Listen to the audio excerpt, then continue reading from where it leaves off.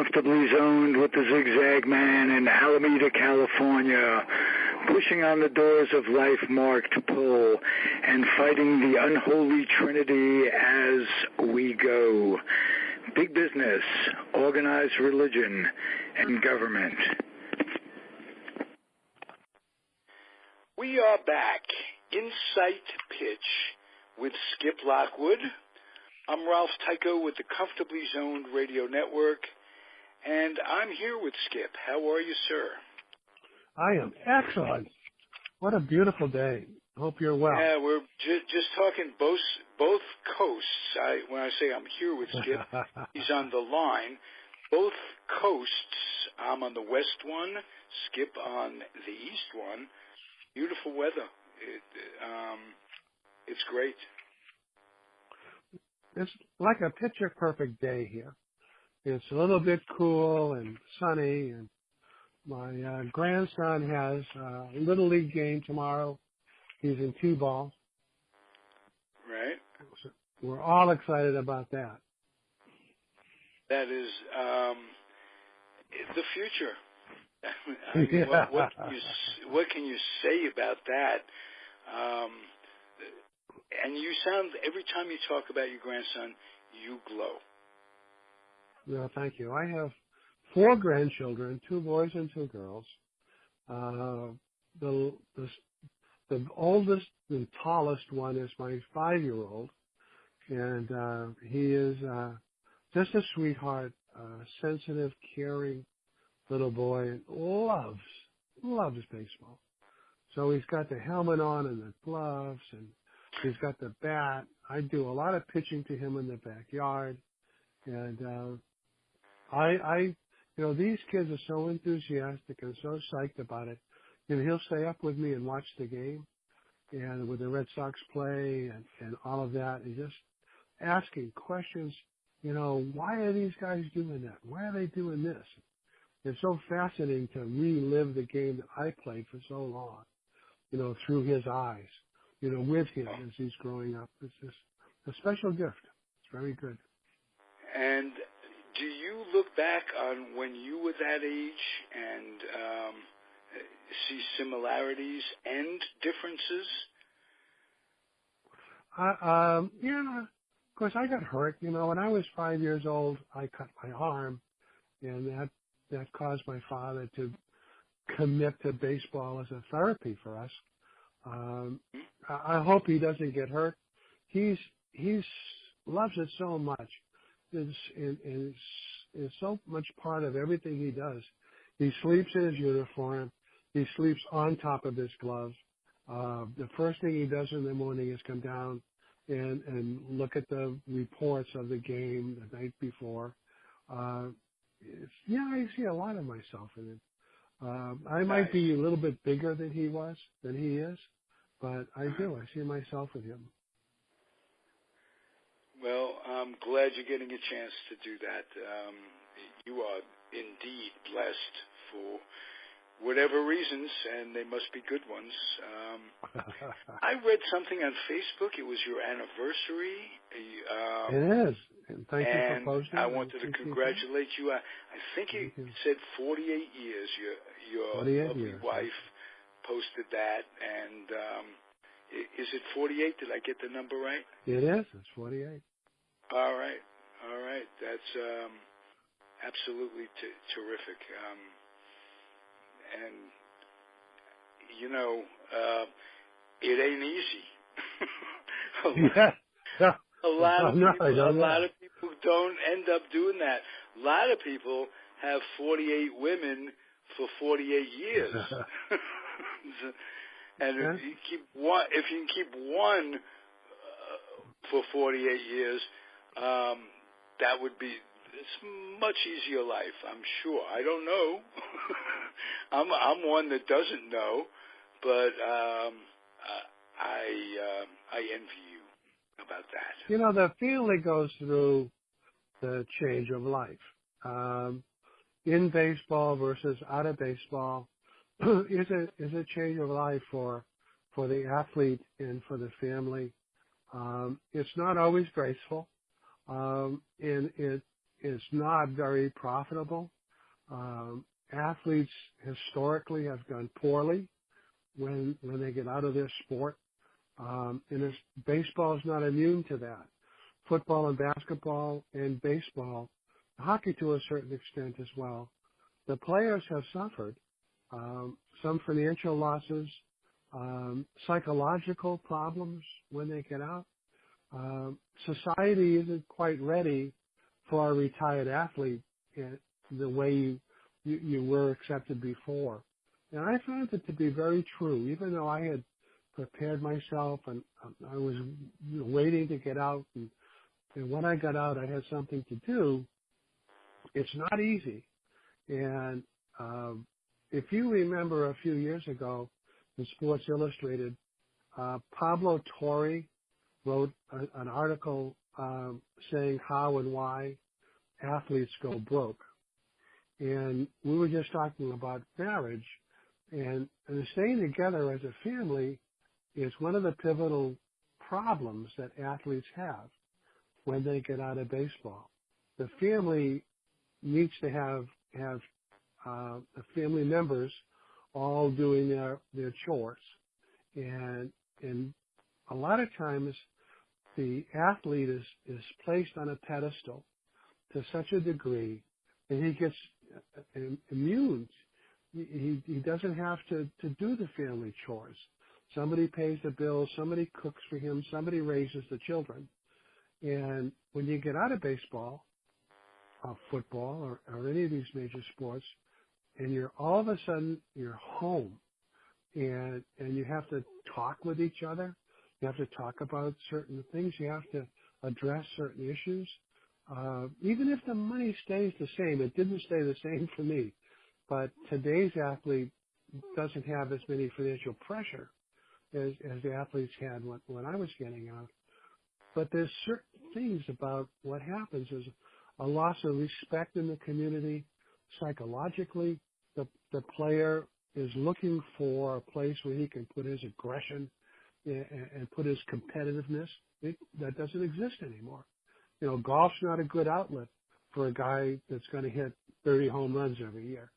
And Pablo Torre in the article back in SI it was April of 2009, March 2009, talks about all the different athletes who were penniless, within 5 or 6 years after getting out of baseball, getting out of their sport, and talks about how they lost their money and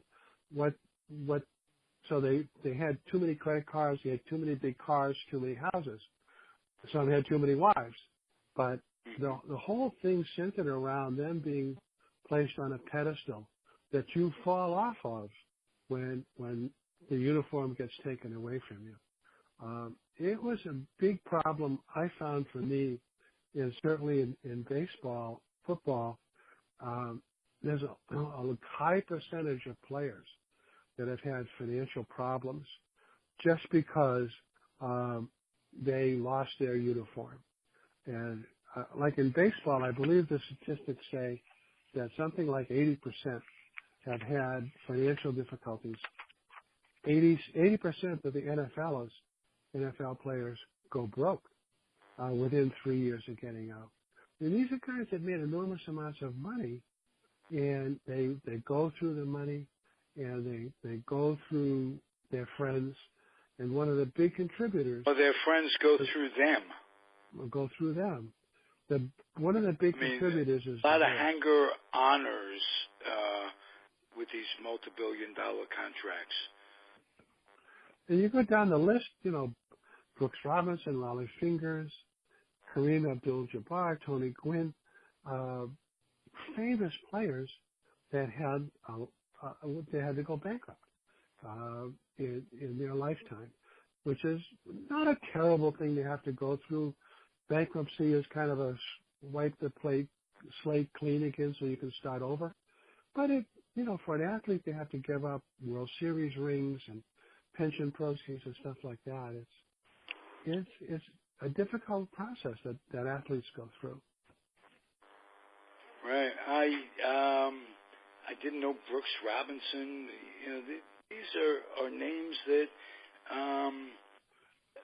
heroes. You know, Raleigh Fingers. You're talking about Tony Gwynn. I had no idea that he suffered financial malaise.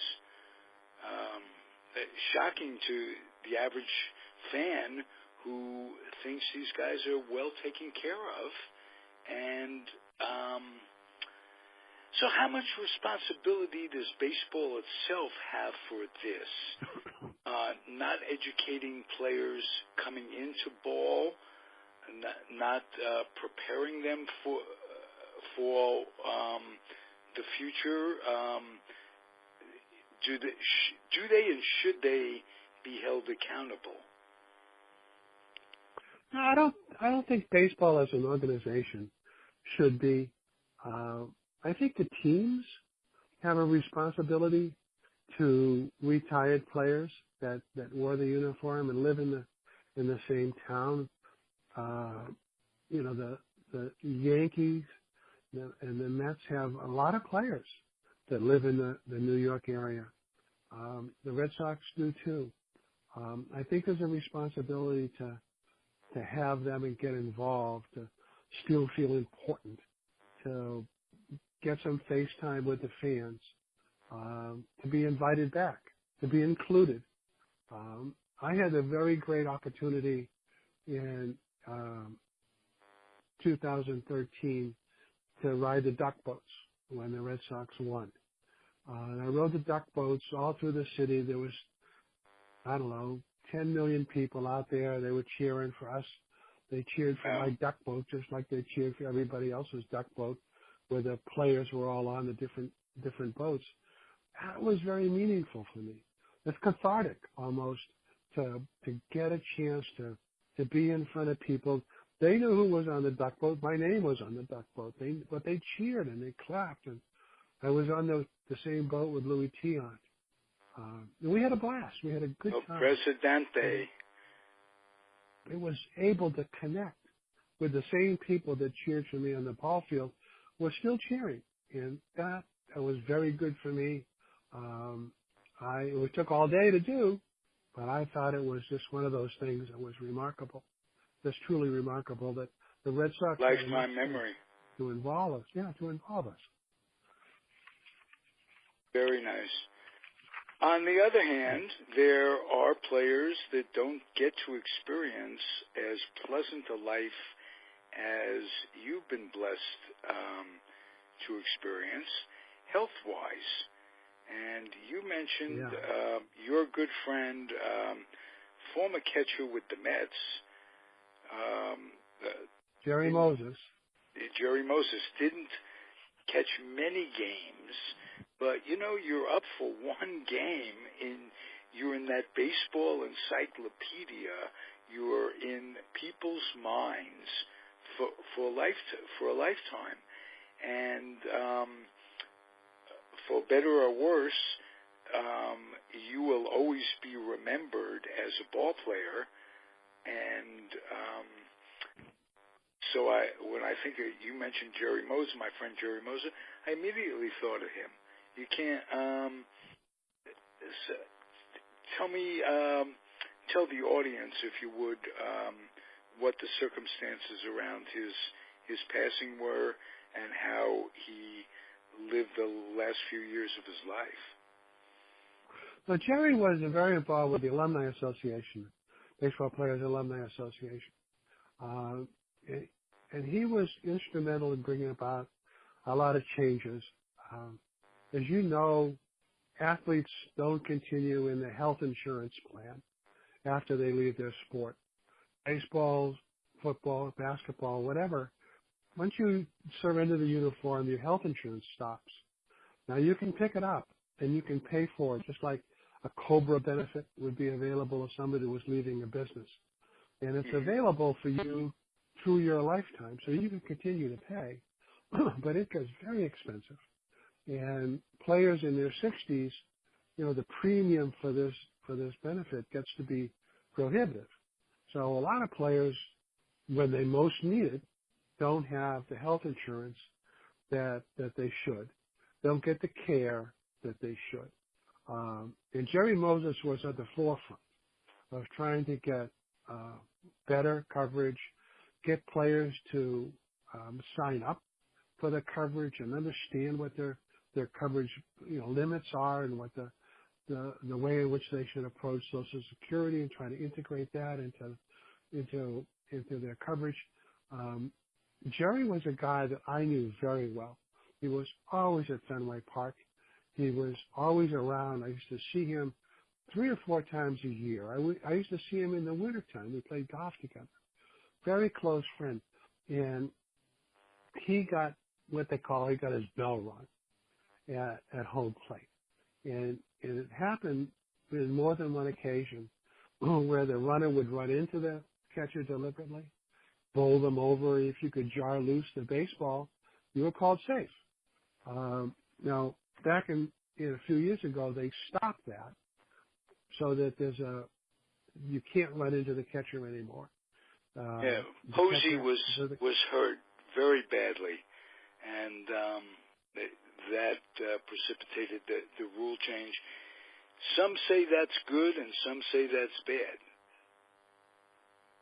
Yeah, and I can argue on both sides, but the catcher's vulnerable, and usually all the time the catcher will take off his mask when he's going to take a ball from the outfield, and he's not looking the same direction as the runner's coming from.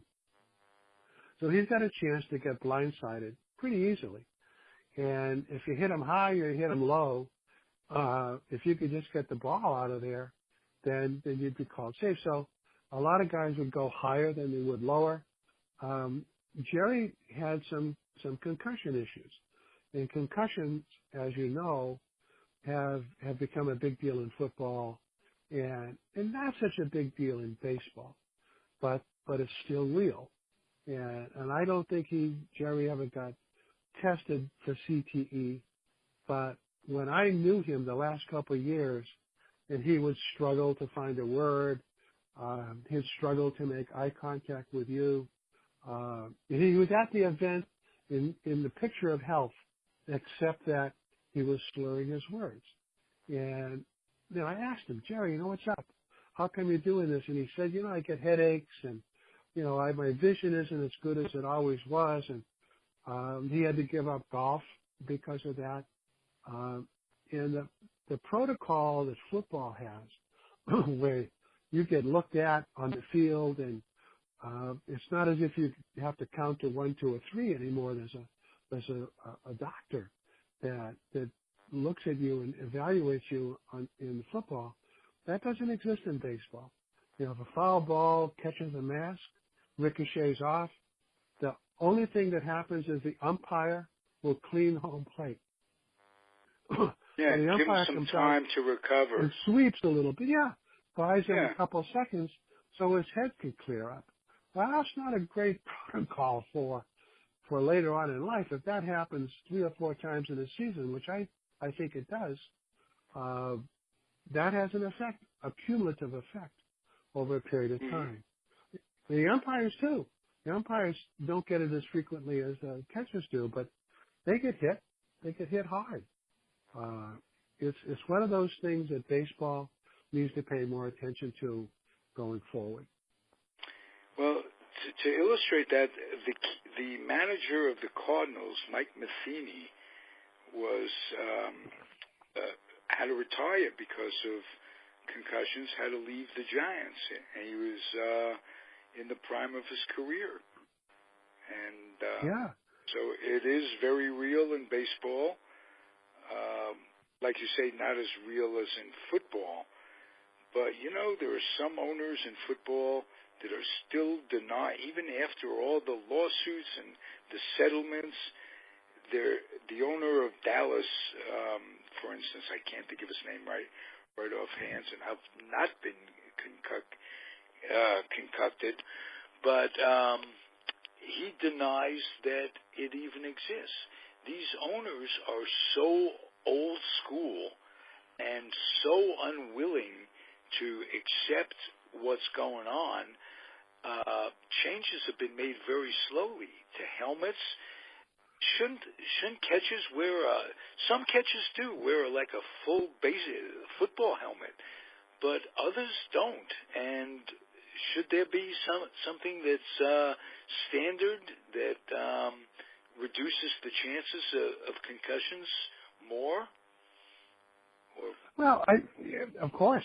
I think, first of all, you used a word that's pivotal, I think, in a lot of this is denial. So if you don't recognize the issue or don't believe that it's possible that this could affect you or your team, then you're in denial. There's a book out that you may have read already that I read last year called The League of Denial about what happened to CTE in football. So there is a lot of denial around, and baseball is in the denial stage right now. Sure, catchers need protection from the front and from the back. So a guy swings the bat all the way around, got a big follow through, and he'll catch you in the back of the neck. He'll catch you in the back of the helmet. Right. There's not enough padding back there to protect players. So it used to be that they didn't even wear helmets back then. It was just a soft cap that the catchers used to use. Today they have helmets, and a lot are even wearing the hockey masks. But that's only good for the front. It's not good from the back. So I really think that there should be some tests done, like with a bat swinging around. It's still moving quite fast, even if it's a follow-through. And that's a heavy bat. And that catches you in the back of the neck or the shoulder or someplace like that, back of the head, it could hurt you. No question. No question. So, rest the in thing that peace. brought all this up, Ralph, the issue that made me think about this tonight was the passing of two people, Kate Spade and Anthony Bourdain. Anthony Bourdain was a guy that I watched on television with a cooking show you may have picked up, Parts Unknown. Very good show, multi-dimensional show. It wasn't just about cooking, but he traveled. It was about the places where he was and everything. So I looked it up today about how many baseball players committed suicide over the years.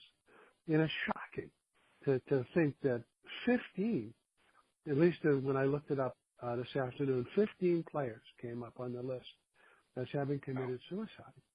And some were concussion driven, some were other kinds of things. The guys I played for and against were on the list, and Mike Flanagan was on the list, and everybody knows about Donnie Moore and Doug Ault and those guys. But you think about Joe Mauer. Now, Mauer I didn't know about Doug Ault. Doug Ault was from Sacramento, and I lived in Sacramento when he did, and I followed his career very closely, and that he just shocked me. That's good player. Wow. Played a bunch of years. Yeah, Toronto, if my memory serves. Wow. Some players kind of got the message. If you think about Joe Mauer, he was a catcher, and he got so many concussions they moved him to first base. So now he's playing first base and still playing and still successful and everything. But there's a guy that had to switch positions in an all-star Hall of Fame kind of career. Well, we talked about Posey getting bowled over, and he still continues to catch and doesn't want to make a move.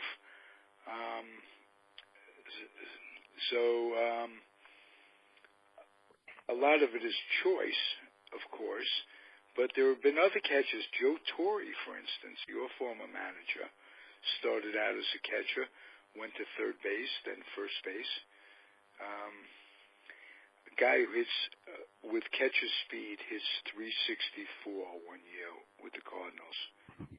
That was a hitting fool, was Joe Torre. What was he like as a manager? Well, I have great affection for Joe Torre. He was an exceptional person, gifted as a player, insightful as a manager, intuitive in the way he approached his players. Joe would take the time to go out on the field before the game started in batting practice and talk to his players. He was always out there. He knew your birthday. He knew your mother's birthday. He knew what was going on at home. He knew he was going to tell you what was on his mind. And as you know, there's only 9 players can play every day. There's 25 ball players suit for the games. So some are not happy with what's going on in the field. And he would go out of his way to communicate and to say it in different ways. You know, not everybody hears the same way. So Joe would go out there and talk to you enough so that he knew how to communicate with you. He knew what things were important to you.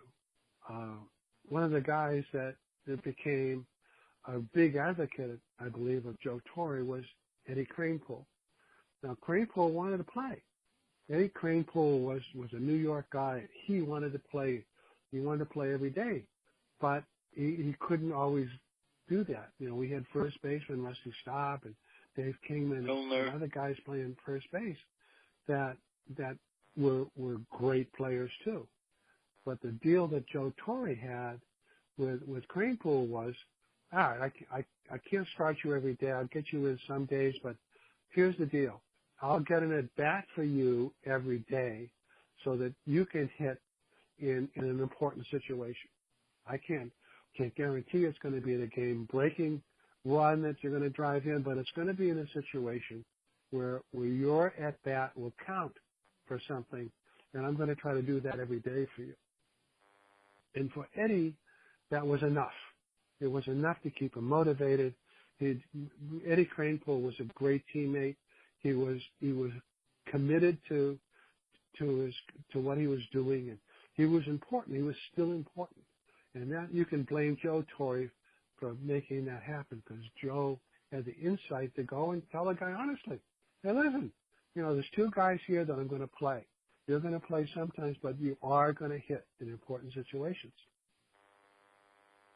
Now, some people can take to that, and some can't. Pinch hitting is some of the best players in the world were not good off the bench. Well, that's true. Being first of all, you got to anticipate what's going to happen.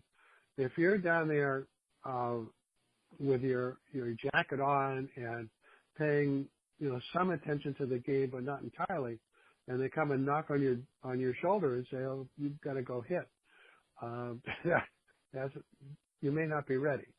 But to be a good pinch hitter, you had to stay ready. You had to stay into the game. You had to watch the pitchers. You had to have a bat in your hand. You had to, I wrote a book about visualizing, as you know, inside pitch. And what I recommended was that the players would visualize themselves playing the game, being able to pinch hit, being able to hit that important hit when it mattered, and stay engaged, stay into the game. That's a challenge. That's a challenge for a guy that's only going to get, 30 seconds every day. It's not easy. And Eddie did that very, very well. He was a guy with a great teammate, great on the bench, good guy. Hey, for those of you out there that haven't read Inside Pitch, read it for this reason. What Skip talks about transcends into life. Paying attention, staying in the game, concentration, that sort of thing. And all the things that you write about that an athlete has to develop to be successful, so does a business person. So the book is not just written for an 18-year-old who wants to play in the majors. The book is written for people going through life. It talks about the changes that you go through, adjustments that must be made in life, and there's a general sense to the way you are, Skip. You go with the flow. Has anybody ever told you that? Well, you make your flow. I think you have to go with the flow, but I think the direction the water's traveling has to be your tide. You have to. I got a chance to watch the tide go in and out the other day when I was vacationing in Maine, and it's very different when you're in a tidal river and you see the boats change direction as the tide goes in and out. We have to make adjustments. It has to be real. If you picture every day that you're going to hit home runs and you're never going to strike out, or you're going to throw no hitters and everybody's going to miss the ball when you throw it, it's not real. That doesn't happen. So the first time you go out there and you get in trouble, or if somebody doesn't treat you fairly, or if things don't quite go your way, you have to make adjustments. You just said a great word. You have to go one way or the other. It's either with the flow or against the flow. You have to know where your mind is and be in charge of that. And that's, you said something that you said the book translates or transcends into life. Thank you for saying that. It's something I have thought about a lot when I was writing, and I tried to write a book that would have some importance to people to read it, even if they weren't sports fans. It's captivating. It starts out with what a Met fan, myself, loves to get.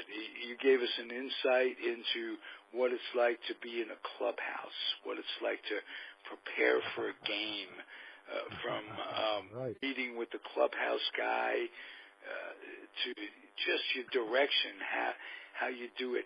And it takes off in a way that sports books don't do. So go out and get it. Skip, where is it available? What's the best way to get it?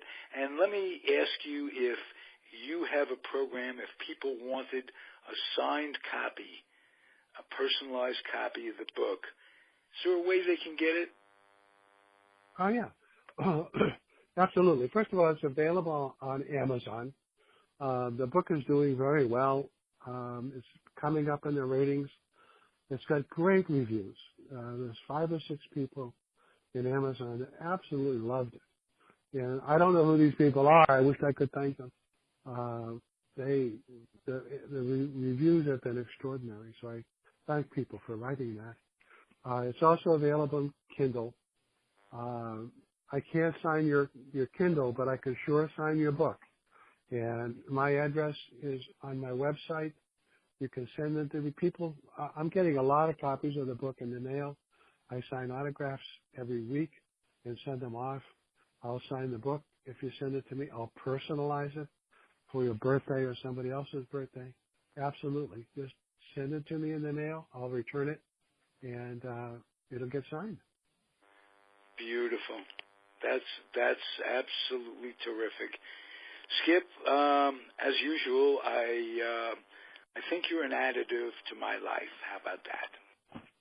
So thank you, Ralph. I look forward to making this phone call to you. I really do. No, that's well appreciated, because I'm learning from you, and I'm getting things out of you that I, as a fan, want to know about. And boy, that's nice. So let's keep doing it. We'll be back next week, same time, same bat station, as Al Blumpkin would say. And let's hope that your Mets, your former Mets, my present Mets, if you know what I mean, can hold up well against the Yankees in this weekend series, the Subway Series. And next week we'll talk about rivalries, the rivalry. Okay, yeah, I'd love to do that. The Red Sox and the Yankees. And from a player standpoint, I want to know things like, is it blown out of proportion? Do the players not think about it as much as the press? And all of that. So we'll talk next week. It'll be fun. I'll take you inside the rivalry next week. Okay. You'll give me insights to that. Insight into the rivalries. All right. Be well, Skip. Be well, my friend. Have a great week. Take care. Thank you for listening.